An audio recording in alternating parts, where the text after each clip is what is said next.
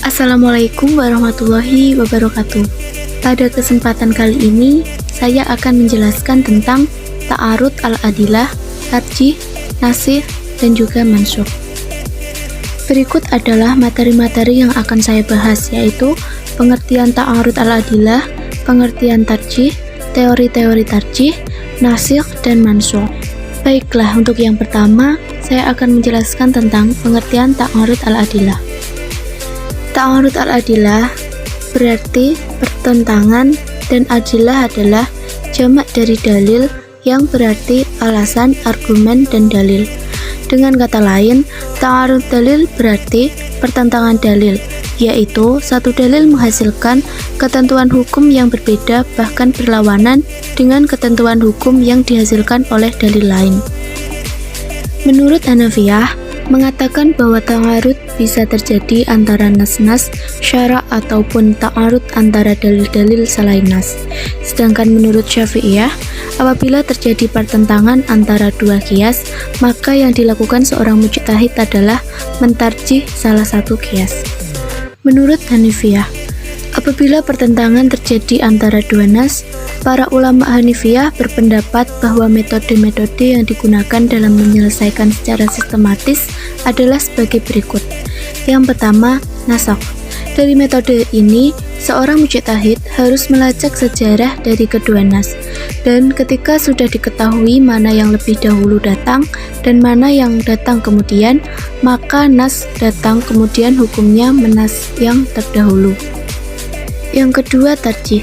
Tarjih adalah menguatkan salah satu dalil dari dua dalil yang bertentangan berdasarkan beberapa qarinah yang mendukung ketetapan tersebut.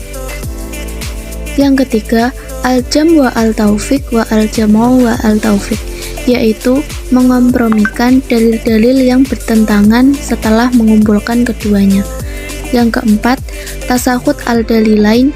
Tasakhut al-dalilain adalah langkah terakhir mujtahid yang berarti menggugurkan kedua dalil yang bertentangan dan mencari yang lebih rendah.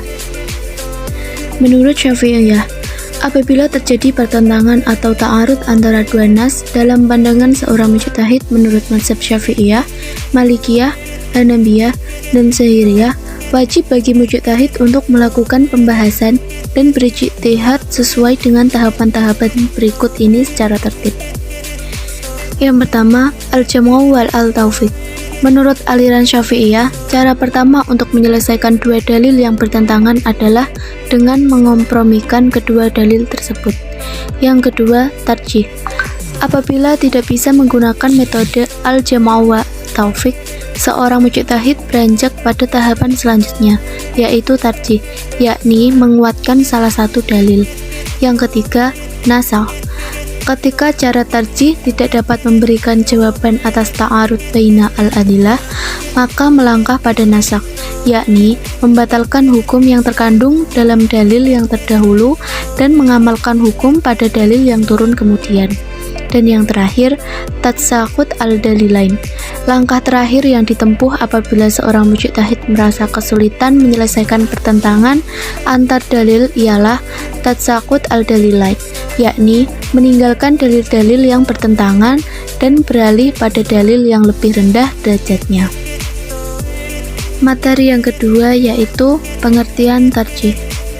Secara bahasa, tarjih artinya menguatkan atau memberatkan. Menurut Ibnu Hajib dan Al-Amidi, tarjih didefinisikan sebagai membandingkan dua dalil yang bertentangan dan mengambil yang terkuat di antara keduanya.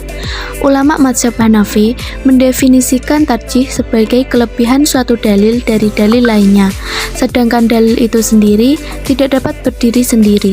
Artinya, dua dalil yang bertentangan itu memiliki kekuatan yang sama. Untuk memilih mana yang dimenangkan, diperlukan dalil lain sebagai pendukung. Menurut Ensiklopedia Islam, hakikat dan tujuan kedua definisi itu sama, yakni menguatkan salah satu dalil dari dua dalil yang sama untuk diamalkan. Kedua dalil yang bertentangan ini harus memiliki kedudukan yang sama, yakni zani atau tidak tegas. Materi yang ketiga yaitu teori-teori tarjih. Teori tarjih maslahah tersebut terdiri dari dua kata. Yang pertama, tarjih yaitu menampakkan kelebihan salah satu dari dua dalil yang sama dengan sesuatu yang menjadikannya lebih utama untuk diperbandingkan daripada yang lain. Penyelesaian dengan cara tarjih tidak hanya bertentangan antara dua dalil syara' yang berupa nas saja, namun juga merupakan cara penyelesaian antara dua qiyas apabila salah dalam mengkiaskannya. Sedangkan maslahat ialah sesuatu yang mendatangkan manfaat dan menjauhkan mudarat dengan cara memelihara tujuan syara', memelihara agama, jiwa, akal, keturunan, dan harta.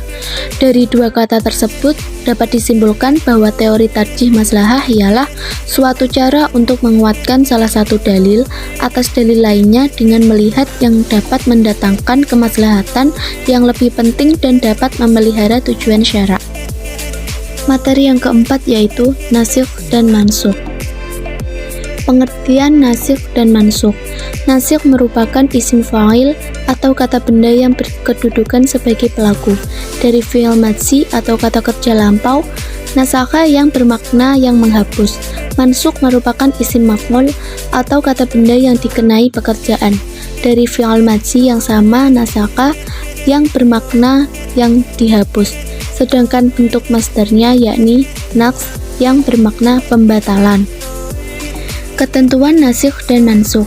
Sesuai dengan sistematisasi interpretasi dalam ilmu hukum, hubungan antara ketentuan hukum satu dengan yang lainnya harus benar-benar diperhatikan supaya tidak ada kontradiksi antara satu ayat dengan ayat lainnya. Sejalan dengan hal tersebut, ada beberapa rukun dan syarat yang harus diterapkan. Adat naqs adalah pernyataan yang menunjukkan adanya pembatalan hukum yang telah ada. Nasikh yaitu dalil kemudian yang menghapus hukum yang telah ada. Pada hakikatnya, nasikh itu berasal dari Allah, karena dialah yang membuat hukum dan menghapusnya. Mansukh yaitu hukum yang dibatalkan, yang dihapuskan atau dipindahkan. Mansukhan yaitu orang yang dibebani hukum. Klasifikasi nasikh dan mansukh. Naqs terbagi ke dalam 4 bagian. Naqs Al-Quran dengan Al-Quran. Para ulama yang mengakui adanya naqs telah sepakat adanya naqs Al-Quran dengan Al-Quran, dan itu pun telah terjadi menurut mereka. Salah satu contohnya ayat Aidah 1 tahun dinaskan dengan Aidah 4 bulan 10 hari. Naqs Al-Quran dengan Sunnah. Naqs yang macam ini terbagi menjadi 2. Pertama, naqs Al-Quran dengan hadis ahad. Jumhur ulama berpendapat hadis ahad tidak bisa menaskhkan Al-Quran karena Al-Quran adalah naqs yang mutawatir, menunjukkan keyakinan tanpa ada praduga atau dugaan padanya. Sedangkan hadis ahad adalah naqs yang bersifat zanni dan tidak sah pula menghapus suatu yang sudah diketahui dengan suatu yang sifat dugaan atau diduga. Perbedaan nasikh dan mansukh. Pengertian naqs dan taksis yang diantara keduanya ada tasyabuh dapat diketahui batas-batasnya dengan melihat perbedaan-perbedaannya. Perbedaan yang paling mencolok ialah di dalam naqs terdapat 2 nas nasikh dan nas mansukh yang tidak berbarengan waktunya. Artinya, nas nasikh datang sesudah nas mansukh, sedangkan di dalam taksis, nas yang mentaksis atau muktasis berbarengan waktunya dengan nas yang ditaksis. Sekian dari penjelasan saya. Apabila ada salah pengucapan atau penulisan, mohon maaf yang sebesar-besarnya. Wassalamualaikum warahmatullahi wabarakatuh.